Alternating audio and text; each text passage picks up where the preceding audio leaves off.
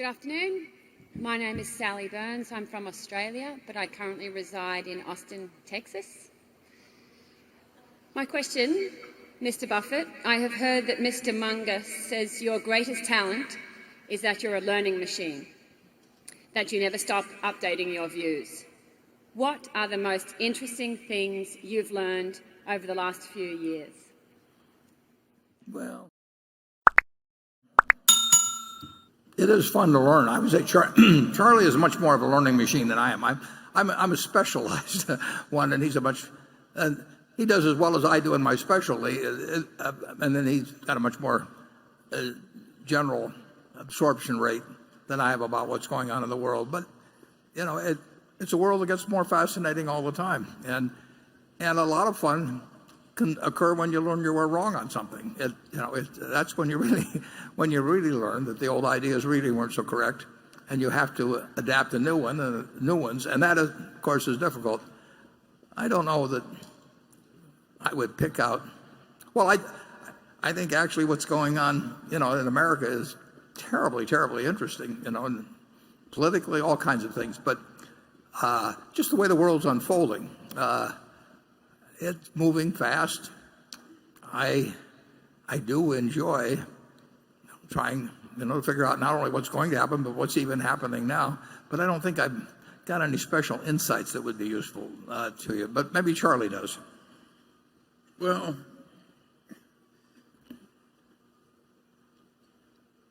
I think buying the Apple stock is a good sign in Warren. And now he did run around Omaha and ask if he could take his grandchildren's tablets away. And he did market research. And I do think we keep learning. And more important, we don't unlearn the old tricks. And that is really important. You look at the people who try and solve their problems by printing money and lying and so forth.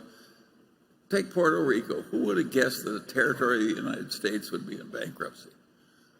Well, I would have predicted it because they behaved like idiots.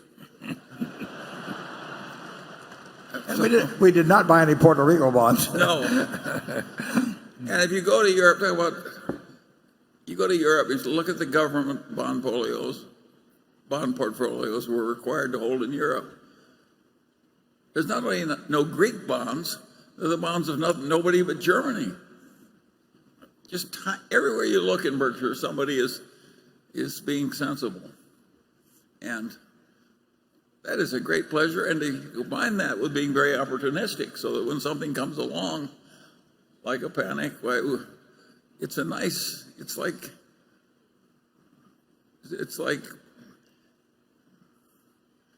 like playing with two hands instead of one in a game that requires two hands. It helps to have a fair-sized repertoire. And, Warren, we've learned so damn much.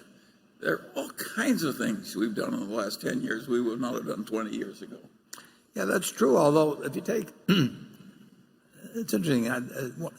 I've mentioned this before, but one of the best books on investment was written, I think in 1958. I think I read it around 1960.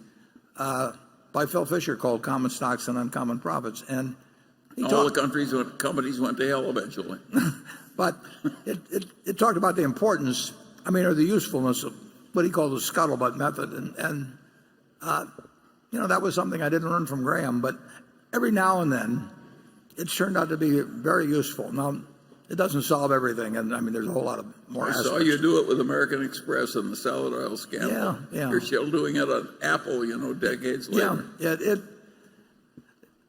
in certain cases, you actually can learn a lot just by asking a lot of questions.